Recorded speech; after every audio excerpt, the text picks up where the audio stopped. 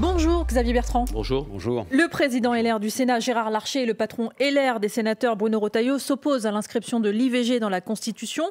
Le vote a lieu aujourd'hui et vous avez écrit une tribune dans le magazine Elle. Il a pu arriver à la droite et au centre de se tromper de combat. Nous ne sécuriserons jamais assez les droits des femmes. C'est ce que vous avez écrit. Clairement pour vous, Gérard Larcher et les autres se trompent de combat ? Et je leur demande de voter.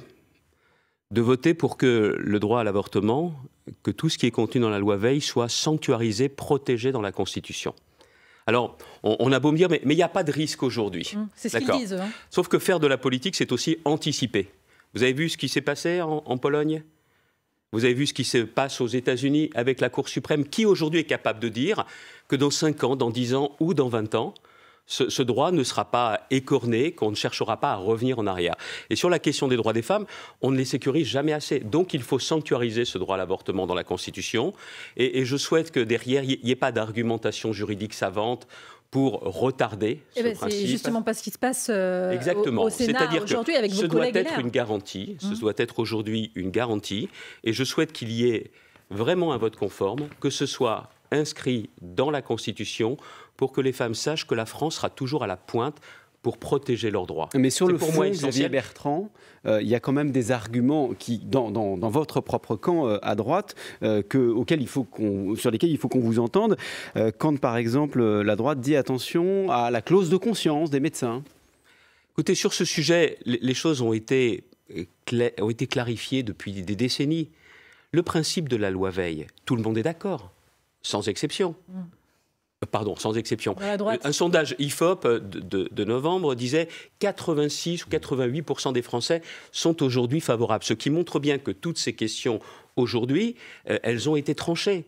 La seule chose, c'est que si on est d'accord de façon très très large avec cette loi Veil, pourquoi ne pas donner une garantie à toutes les femmes et à toutes les filles ? Vous savez, j'ai 3 filles, je n'ai pas envie que dans 10 ans, dans 20 ans, dans 30 ans ou dans 50 ans, cette loi, qui est une avancée importante, le droit à disposer de son corps puisse être remis d'une façon ou d'une autre en question. Et vous l'avez dit tout à l'heure, oui, c'est un choix de conscience.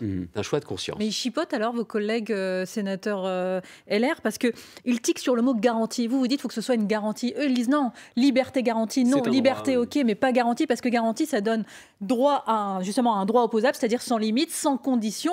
C'est leur crainte. Oui, mais j'ai aussi beaucoup discuté avec des sénateurs. J'avais entendu, c'était sur votre plateau que Gérard Larcher s'est exprimé. Oui. Il est venu dire la Constitution n'est pas un catalogue de droits sociaux. Pourtant, la partie sociale, ça compte. Depuis justement la Constitution, le préambule de la Constitution aussi, tel qu'il a été enrichi en 1946, les droits sociaux, ça compte.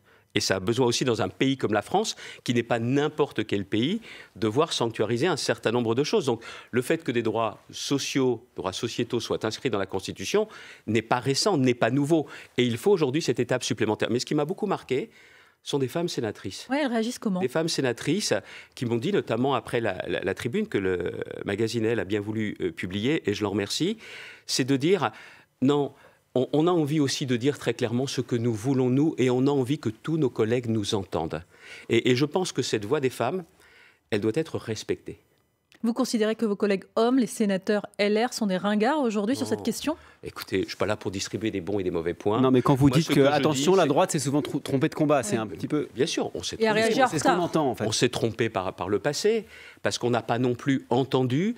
Vous-même, d'ailleurs, vous avez le sentiment de vous être trompé ? Bien sûr, parce qu'on n'a pas vu, au-delà même de l'évolution de la société, on n'est pas obligé de courir après les évolutions de la société, c'est pas ce que je veux dire. Mais on n'a pas entendu notamment l'aspiration à l'époque de ces personnes de même sexe qui voulaient se marier. On n'a pas entendu justement leurs cris et aussi leur sincérité. Je pense que c'est ça qui nous a manqué. Et là, aujourd'hui, ce que me disent de nombreuses femmes, c'est aussi un cri qui est profondément sincère. Et encore une fois, il faut être capable d'entendre, de respecter et de voter. Xavier Bertrand, il faut que nous parlions aussi de l'Ukraine, bien sûr. Débat et vote au Parlement après les propos d'Emmanuel Macron avant-hier soir, qui a parlé de troupes au sol. On va en parler. Il veut en tout cas inscrire le soutien de la France à l'Ukraine dans la durée, dans la guerre face à la Russie. Est-ce qu'il a raison, Emmanuel Macron, sur le fait d'abord d'amplifier le soutien à l'Ukraine ? Alors, il y a 2 choses différentes. Il y a ce qui fera l'objet d'un vote au Parlement et il y a les déclarations du président de la République. Et vous me posez une autre question. Est-ce qu'on a raison d'amplifier notre soutien à l'Ukraine ? La réponse est oui.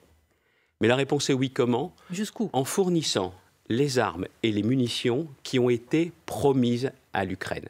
Si vous voulez éviter que la Russie ne gagne, on doit aider massivement l'Ukraine, pas dans les déclarations, mais dans des actes. Et pour l'instant, ce n'est pas le cas. Écoutez, je crois que l'an dernier, les chiffres pourront être vérifiés par des experts. Je crois que 30 000 obus ont été produits. Ça doit être ce que l'armée ukrainienne utilise en 3 jours. En 3 jours. On n'a pas envoyé tout ce qu'on avait promis. 10 à 20 000 obus par jour. Et tout le monde a aussi indiqué très clairement que par rapport aux promesses, aux engagements de l'Union européenne, 30% seulement avaient été livrés. Oui. Comment voulez-vous que l'Ukraine puisse protéger son territoire? Comment voulez-vous que l'Ukraine puisse résister? Donc quand on promet, on tient. Et quand vous regardez bien aujourd'hui, le PIB de l'Europe et des États-Unis qui soutiennent l'Ukraine par rapport au PIB de la Russie, mais c'est sans commune mesure notre richesse. Et donc il faut savoir clairement ce que l'on veut, pas seulement les discours. La Russie a basculé nous en sommes aux économie côtés de de guerre. l'Ukraine, mais très clairement, nous les aidons comme nous l'avons promis. Jusqu'où il faut les aider, les Ukrainiens? Est-ce qu'il faut envisager l'envoi de troupes occidentales au sol, comme l'a dit Emmanuel Macron? C'est envisageable, rien n'est exclu. Est-ce qu'elle vous a choqué, cette déclaration du président de la République? Le président de la République a le droit, le devoir de penser à toutes les options. Mais il doit s'interdire d'en parler. Il doit tout étudier. Un président de la République qui a en charge les intérêts vitaux du pays, qui a en charge aussi l'avenir, le quotidien de 68 millions de Français, il doit penser à toutes les options. Qu'est-ce qui vous dérange dans le fait qu'il en ait parlé? Il doit préparer à toutes les options. Mais où? Au sein d'un conseil de défense, couvert par le secret défense. C'est dangereux ce qu'il a fait. Certainement pas dans une conférence de presse. Parce que le rôle du président de la République... Pour être clair, il répondait à une question d'un journaliste sur l'envoi de troupes au sol. Là, vous considérez que cette déclaration est dangereuse? Parce qu'elle a inquiété les Français. Et le rôle d'un président de la République, c'est de protéger les Français, certainement pas de les inquiéter. Maintenant, quand je vous dis que toutes les options doivent être sur la table, il faut savoir aussi très clairement ce que veut faire l'Europe et ce qu'est prête à faire l'Europe. Déjà qu'elle tienne promesse. Déjà qu'on livre toutes les armes, toutes les munitions qui ont été promises. Parce que quand je vous dis anticiper, situons-nous au mois de novembre de cette année. Imaginez que M. Trump soit élu. Vous pensez que les choses vont continuer comme aujourd'hui? Du jour au lendemain, il y a le risque que les Américains cessent de s'engager comme ils le font. Et déjà aujourd'hui, l'aide américaine, depuis maintenant plusieurs mois, ils l'attendent toujours, oui, les Ukrainiens, comme il a été promis. Donc la première des choses, poser toutes les options, oui, mais si vous ne voulez pas avoir à vous poser la question de troupes, quelle que soit la nature de ces troupes, ce sont les armes et les munitions. Et encore une fois, il faut bien comprendre qu'on est à une époque où je sais que la communication est beaucoup à la mode, mais il faut des actes, il faut tout simplement qu'on aide le plus concrètement possible. Le combat de l'Ukraine est aussi notre combat. Xavier Bertrand, président de la région Hauts-de-France, vous êtes avec nous jusqu'à 9h sur France Info. On laisse passer le fil info, on vous retrouve juste après 8h41. Valentine Lettès. François Fillon devant la Cour de cassation. La justice examine ce matin les pourvois de l'ancien Premier ministre et de sa femme, Pénélope, dans l'affaire des emplois fictifs. L'avenir des 300 salariés de Val-d'Une est en jeu. Le tribunal de commerce de Lille se penche aujourd'hui sur le dossier du fabricant des roues de TGV. Un candidat officiellement à la reprise, le spécialiste du traitement de déchets Europlasma. Tony Estanguet souhaite une trêve sociale avant les Jeux Olympiques. Pour ne pas gâcher la fête, le président du comité d'organisation réagit sur France 2 aux propos de Mathilde Panot. La chef des députés insoumis encourage les Français à se mobiliser pendant cette période. L'Olympique lyonnais qualifie pour les demi-finales de la Coupe de France de foot grâce à une victoire au tir au but hier soir face à Strasbourg. France Info. Le 8-30 France Info, Jérôme Chapuis, Salia Braclia. Toujours avec Xavier Bertrand, le président LR de la région des Hauts-de-France. Juste avant le fil info, on parlait d'Emmanuel Macron qui disait qu'il n'excluait pas l'envoi de troupes au sol, de troupes occidentales au sol en Ukraine. Stéphane Séjourné, le ministre des Affaires étrangères, dit que le potentiel envoi de troupes, justement, ne ferait pas franchir, je cite, le seuil de belligérance. Vous êtes d'accord avec lui ? Écoutez, je crois que le président a revendiqué une ambiguïté stratégique. Moi, oui. Je suis pour la clarté stratégique. Donc il fallait rien dire. C'est beaucoup plus simple. Je vous l'ai dit tout à l'heure. Je pense qu'il y a des sujets sur lesquels il faut en parler avec les alliés. D'ailleurs, vous avez vu la réaction de l'ensemble des chancelleries. S'ils ont réagi aussitôt comme ça, c'est bien que le sujet a été évoqué, mais dans des réunions qui ne sont pas des réunions publiques. Et d'ailleurs, c'est ce qui me gêne aussi, c'est qu'il faut montrer l'unité. l'unité européenne pour dire à la Russie, nous sommes clairement aux côtés des Ukrainiens. Mais derrière ça, quand on donne le sentiment que cette unité est fragmentée, fragilisée, ce n'est pas une bonne chose. Et c'est aussi ce que je reproche, que je déplore dans cette séquence. Maintenant, il faut bien voir une chose, c'est qu'il y a urgence, une urgence absolue, à rétablir le rapport de force avec la Russie de Poutine. Ça veut dire que ce n'est pas du tout l'heure de négocier, comme le propose par exemple le Rassemblement national ? Ah bah attendez, tous les pro-russes vont vous dire de toute façon qu'il faut mettre un terme à cela pour laisser la Russie être en position de force. Le Rassemblement national pro-russe. Les extrêmes et les filles, le Rassemblement national, ils sont pro-russes historiquement, et dès qu'ils peuvent exprimer justement leur proximité avec la Russie, bien sûr, ils se présentent comme ceux du camp de la paix, c'est le camp de la capitulation. On ne va pas se raconter d'histoire. Donc très clairement, il faut rétablir ce rapport de force en faveur de l'Ukraine, et maintenant nous le savons bien, ça ne sera pas une guerre de 100 ans. Mais ce rapport de force, il est le préalable à tout. Et pour ce rapport de force, on livre ce qu'on a promis et on est de façon indéfectible aux côtés des Ukrainiens. Une dernière question sur l'Ukraine, mais qui va nous amener au sujet suivant, qui est l'agriculture. Il y a en ce moment, partout en Europe, et notamment en Pologne, des mouvements de colère agricole avec une colère très forte dirigée contre l'Ukraine, contre les importations ukrainiennes. Qu'est-ce qu'on fait ? On était sur le barrage de la 16 avec des agriculteurs, et un agriculteur est venu me dire, il me dit « Monsieur Bertrand, si c'est pour défendre la liberté des Ukrainiens, que c'est notre liberté, je suis prêt à prendre les armes. Mais je veux que l'Europe me protège parce que quand il y aura la paix, je veux pouvoir continuer à vivre et que ce ne soit pas justement les importations ukrainiennes qui m'empêchent de vivre. » Elle m'a marqué cette phrase. Elle m'a vraiment marqué parce que ça dit tout. Mais en même temps, ça veut dire quoi? Est-ce qu'il faut mettre fin aux accords scellés avec l'Ukraine pour faire passer plus de céréales, plus de poulets ukrainiens? Il faut protéger nos agriculteurs. Il faut protéger nos agriculteurs et que, encore une fois, on ne laisse pas les importations rentrer comme c'est le cas aujourd'hui. Vous avez vu ce qui s'est passé par le poulet. Et puis ce ne sont pas, pardonnez-moi, des petits éleveurs ukrainiens qui sont concernés. Ben oui, c'est un milliardaire. C'est un milliardaire qui justement en profite pour envahir les marchés. Au bout d'un moment, la naïveté est interdite quand même. C'est-à-dire qu'il fallait le faire éventuellement dans un premier temps. Là, il y a un premier accord qui a été passé. Marc Fesneau a obtenu justement à Bruxelles, le ministre de l'Agriculture, sur les questions justement du poulet, prendre des mesures de précaution. Mais attention, ce sont des mesures avec une année de référence, qui est une année de référence avant la guerre en Ukraine, quoi. Donc encore une fois, aucune naïveté et on protège. Donc Xavier Bertrand, les mesures en France également, il y en a eu de nouvelles annoncées hier par Bercy et les banques en faveur des agriculteurs. Ils vont pouvoir différer d'1 an leur remboursement auprès des banques, demander des rééchelonnements aussi sur 3 ans. C'est de nature à soulager les exploitants, ça? La trésorerie, ça vous garantit l'avenir ou pas? En tout cas, ça peut soulager. Mais ça garantit l'avenir? Certainement pas. Le vrai sujet, c'est qu'aujourd'hui, il ne faut pas croire que dans l'urgence, parce qu'il y a eu cette journée catastrophique de samedi au Salon de l'Agriculture, qu'on va régler en quelques jours ce qui est latent depuis bien longtemps, et avec un président de la République qui est là depuis 7 années, depuis 7 ans. Donc ce qui veut dire aujourd'hui qu'il y a des mesures d'urgence qui sont à prendre, mais il faut aussi clairement se poser pour prendre les mesures d'ensemble, au niveau européen déjà. Non mais donc sur la trésorerie, en tout cas, Audi, ça peut aider, mais ce n'est pas la solution. Mais la trésorerie, me disent les agriculteurs, je les ai vus encore la semaine dernière, mais ils me disent, M. Bertrand, il faut rembourser au bout d'un moment. Donc que ça nous allège maintenant, mais quand on a un revenu qui n'est même pas au niveau du SMIC, comment on va s'en sortir?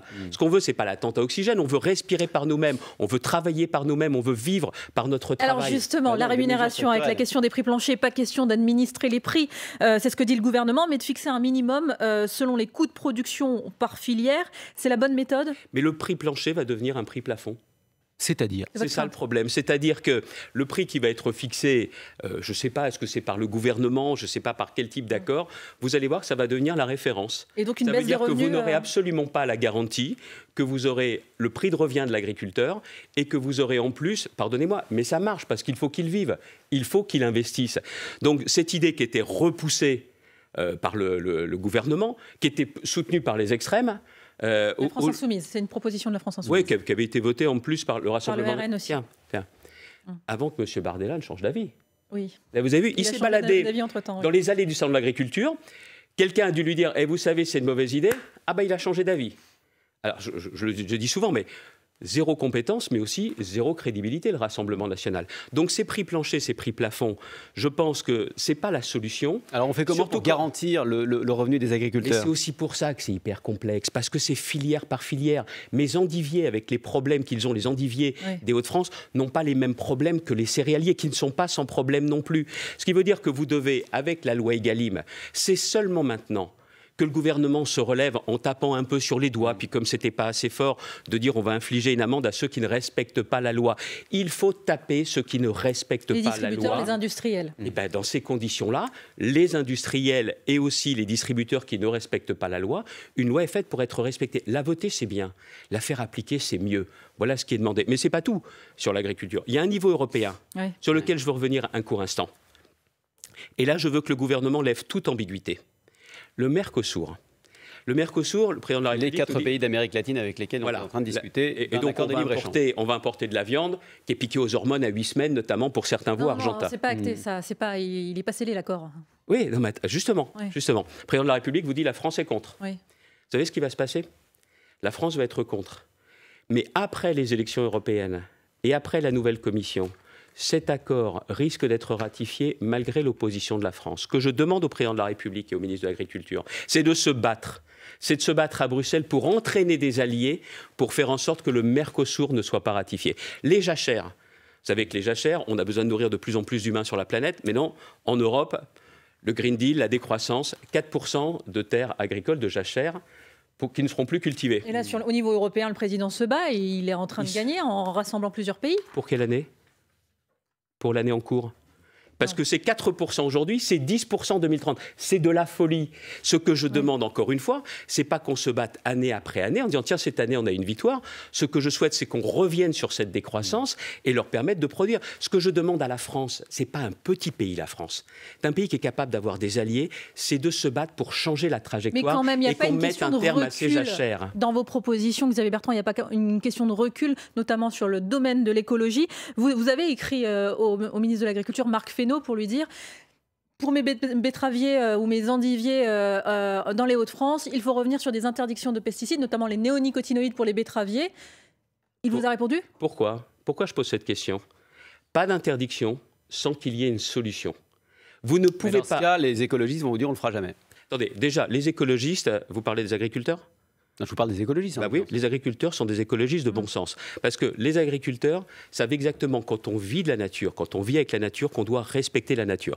Et les agriculteurs ne sont pas des gens qui, la nuit, vont avec une seringue mettre du poison dans leurs légumes. Hein. C'est pas comme ça. Là aussi, c'est un sujet mais complexe. Les néonicotinoïdes, vous le savez, elles sont cancérogènes, ces particules, ces molécules. Et puis, mais ce que vous savez aussi pertinemment, c'est que si vous interdisez, et c'est normal d'aller vers un changement des pratiques, il faut qu'il y ait d'autres produits. Or, aujourd'hui, la recherche n'y est pas. Vous savez ce qui va se passer ? Si vous laissez mourir les betteraviers des Hauts-de-France comme de toute la France, eh bien, dans ces conditions-là, on continuera à produire de la betterave. Mais pas en France. Tiens, en Allemagne, il y a une partie de la production qui utilise des néos. Donc, ce qui veut dire qu'on va s'interdire en France ce qu'on autorise de venir du reste de l'Europe. Mais ce n'est pas la même Europe, au fait. Donc, je suis entièrement d'accord, et les agriculteurs, encore plus que moi, ils savent pertinemment qu'il faut évoluer, mais pas d'interdiction sans solution. Et comme c'est aussi quelque chose qui se fait depuis des années, les surtranspositions, ras-le-bol. Mais pas les surtranspositions franco-françaises à l'avenir. C'est qu'on revient sur toutes les surtranspositions qui ont eu lieu hier. Le combat des agriculteurs, c'est un combat pour nous. C'est pas pour eux. C'est pour ce qu'on mange et aussi pour une certaine idée de la France avec la ruralité.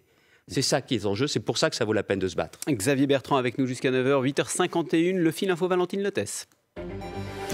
L'inscription de l'IVG dans la Constitution débattue aujourd'hui au Sénat. Les conditions de la victoire sont là, estime la sénatrice écologiste Mélanie Vogel, invitée d'Actu de France Info ce matin, malgré, je cite, quelques revirements tactiques de la droite. 5 milliards 700 millions d'euros, c'est la perte nette spectaculaire du groupe Casino pour l'année 2023. Elle ne dépassait pas les 316 millions d'euros l'année précédente. La justice a justement donné son feu vert avant-hier au plan du milliardaire Daniel Crétinel Kaczynski pour renflouer le distributeur. Papacito, influenceur d'extrême droite, jugé aujourd'hui à Paris pour provocation à la haine et injure publique. Depuis la diffusion de l'une de ses vidéos sur le maire d'un village, l'élu de 75 ans est contraint de vivre sous protection policière. Jean-Pierre Soisson, c'était le grand frère des jeunes giscardiens, salue l'ex-premier ministre Jean-Pierre Raffarin. L'ancien maire d'Auxerre, député de Lyon et ministre, est mort à 89 ans. France Info. Le 8-30 France Info, Jérôme Chapuis, Salia Braclia. Xavier Bertrand, votre région n'en finit pas de subir des crues. Il y a encore eu une vigilance ces derniers jours dans le Pas-de-Calais. La dernière fois qu'on vous avait reçu, c'était le mois dernier, vous demandiez au gouvernement, vous avez demandé à Gabriel Attal de prendre en charge avec vous la région, les franchises d'assurance pour les sinistrés. Plusieurs centaines d'euros à chaque fois. Vous avez été entendu? On l'a fait avec le département du Pas-de-Calais pour les particuliers. On l'a fait de notre côté. L'État a choisi un autre dispositif pour les professionnels, les artisans, les commerçants, les professions libérales. Attendez, ce n'est pas de la vigilance cette semaine. C'est qu'il y a eu à nouveau des habitations qui ont été évacuées et des communes à nouveau qui ont été inondées. Écoutez, ça traîne encore. Je profite que je suis sur ce plateau. Ça traîne du côté des assureurs. Il y a des assureurs qui jouent le jeu, mais alors pourquoi tous les assureurs ne jouent pas le jeu? Lesquels? Nous avons écrit avec Jean-Claude Leroy, le président du département du Pas-de-Calais, à France Assureurs, qu'ils bougent leurs adhérents. Quand il y en a qui font le travail, notamment, il y a eu des expertises. Il y a eu des acomptes. Maintenant, c'est l'indemnisation. On parle des sinistres depuis le mois de novembre. Il y a des particuliers qui ne sont toujours pas indemnisés. Deuxième sujet sur lequel j'ai interpellé le Premier ministre, c'est que vous avez aujourd'hui des gens, ils ne peuvent pas retourner chez eux. Parce que ce sont des habitations où le risque d'inondation est beaucoup trop important et les particuliers ne veulent pas y retourner. J'ai demandé à ce qu'il y ait des permanences sur le terrain pour qu'on explique concrètement l'État. Comment se fera l'indemnisation? Dans quelles conditions? C'est important parce que jusqu'à présent, vous disiez, ce sera la solution de dernier recours. Là, cette fois-ci, vous dites on y est, ça y est, il y a des gens qui vont devoir déménager. C'est pas ça, je vous explique l'urgence. Quand vous savez que vous ne pouvez pas retourner chez vous, vous devez vous organiser. Comment je fais pour les enfants, l'école des enfants? Je dois chercher une nouvelle maison, me prendre une location pour l'instant. Ils ont besoin de réponses. Le Premier ministre, c'était quasiment 3 semaines. Ça fait 3 semaines, il n'y a toujours pas ces permanences. Et puis le dernier point, les travaux. Vous savez, il a fallu que je râle pour qu'on fasse des travaux d'urgence. Maintenant, il y a des travaux beaucoup plus importants. Il faut qu'il y ait un patron. Ce patron, ça peut être le préfet. Et même s'il y a des décisions impopulaires, dans la seconde qui suivra, je suivrai la décision du préfet de façon à ce qu'on puisse dire maintenant, ça va bien. On fait les travaux absolument nécessaires pour que ça ne se reproduise pas là où on peut éviter justement que les gens ne soient obligés de quitter leur logement. Mais vous savez, on est à la limite. Les travaux, c'est des digues, mais c'est des destructions de logements aussi? Non, les destructions de logements, elles seront très certainement très peu nombreuses. Très peu nombreuses. Les gens veulent continuer à vivre. Et puis moi, j'ai besoin de garder la population qui souhaite rester dans le Pas-de-Calais. C'est aussi essentiel. Mais là, on est à la limite aujourd'hui de ce que notre pays sait faire ou ne sait pas faire. Tout est décidé à Paris. Et donc, il faut qu'une décision remonte à Paris, qu'elle soit prise pour qu'elle redescende. Quand je parle de la République des territoires, c'est un changement profond d'organisation de notre pays. Ce n'est pas de dire donner tout aux élus. C'est qu'il faut notamment que l'État, avec les préfets, soit capable, avec les élus, de prendre les bonnes décisions. Mais il faut que ça aille vite. Parce qu'encore une fois, ce n'est pas des numéros de dossier dont on parle. Ce sont des gens en chair et en os, des familles qui veulent savoir à chaque fois qu'il pleut, mais est-ce qu'on va reconnaître à chaque fois le même drame? Et c'est pour ça que je me bats, que je cherche à bousculer les choses, parce qu'encore une fois, notre pays est beaucoup trop centralisé. Alors justement, depuis Paris, hier, Gabriel Attal l'a redit hier, il souhaite rouvrir le chantier de la réforme de l'assurance chômage. Il l'explique ainsi, notre modèle social doit inciter davantage à l'activité. Est-ce que vous êtes d'accord avec lui ou alors il stigmatise trop les chômeurs? Mais il veut faire quoi? Il veut qu'on ait une société du travail où il veut faire des économies sur l'assurance chômage. C'est important. Les deux peuvent être liés. Non, justement. Parce qu'à chaque fois, les réformes de l'assurance chômage qui ont eu lieu sont des réformes pour faire des économies. Le vrai sujet, c'est est-ce qu'on met le paquet une fois pour toutes sur le travail? Il y a des beaux discours. On aide les gens qui travaillent, tu parles. Les gens qui travaillent, c'est toujours ceux à qui on pense pour les impôts, pour les augmentations de taxes, mais jamais ceux à qui on pense quand il s'agit de les encourager. Vous le savez, dans la région des Hauts-de-France, on aide les gens qui travaillent quand ils prennent leur voiture, quand ils font garder leurs enfants, quand leurs enfants passent leur permis. Il ne faut pas toucher à l'assurance chômage. Mais si, mais avec une réforme d'ampleur, en profondeur, autour de la réforme, de la révolution du travail. Là, aujourd'hui, au bout d'un certain temps, on va vous indemniser moins. Mais le vrai sujet, c'est dans les premières semaines, c'est dans les premiers mois qu'il faut retourner vers l'emploi. C'est là où il faut dire clairement, vous devez prendre un emploi ou vous devez assumer de prendre une formation. C'est ça le changement. Là, c'est à la fin, on fait des économies, alors que c'est au début, très clairement, qu'on a besoin de ramener vers le travail. Mais comment on incite dès le début? Comment est-ce qu'on change ça? Mais aujourd'hui, c'est ce que je fais moi dans la région des Hauts-de-France. Moi, j'ai des enjeux de réindustrialisation sans pareil. Avec les batteries électriques, ce sont 17 000 emplois qu'il va me falloir trouver. Mais je ne peux pas me permettre d'avoir des gens qui sont sans emploi et qui disent « Non, votre emploi ne m'intéresse pas ». C'est là où l'assurance chômage doit clairement aider à aller vers l'emploi, mais aussi pénaliser ceux qui disent « Non, moi je peux m'en sortir sans travailler ». Non, ça ne se passe pas comme ça dans la France à laquelle je crois. Xavier Bertrand, vous avez annoncé au début du mois à nos confrères de Ouest France que vous avez bien l'intention d'être candidat en 2027. Problème, le patron des LR, votre patron, Éric Ciotti, a déjà dit que celui qui devait être le candidat de la droite en 2027, c'était Laurent Wauquiez. Alors comment vous allez faire? Non mais ça, c'est le candidat d'Éric Ciotti. Ce n'est pas le candidat de LR et ce n'est pas le candidat de la droite au sens large. Ce que je sais aujourd'hui, M. Wauquiez, c'est le candidat d'Éric Ciotti. Voilà, c'est tout. Maintenant, on va aller plus loin si vous voulez. C'est qu'aujourd'hui, on voit bien, les Français ne croient plus en la politique d'Emmanuel Macron. Et au fond d'eux, ils savent bien que la solution ne viendra pas du Rassemblement national. Alors il faut proposer un autre choix, il faut ouvrir une autre voie, créer une nouvelle forme de rassemblement des Français pour à la fois redresser le pays, les réconcilier. Et ce que je vais m'employer à faire, mais en attendant, d'ici 2026, d'ici 2027, il faut aussi défendre les Français au quotidien. Et c'est ce que je fais. Mais vous irez au bout avec ou sans LR? Écoutez, je vais vous dire une chose. Moment venu, LR se positionnera. Mais ça, ce n'est pas le sujet d'aujourd'hui. Moi, je suis là en tant qu'un acteur politique, président d'une grande région, mais aussi dans le débat public pour apporter des solutions. Comme je viens de le faire pour l'agriculture et comme je veux le faire notamment sur le travail. Et vous continuerez à m'entendre. Xavier Bertrand, président de la région Hauts-de-France, était l'invité de France Info ce matin.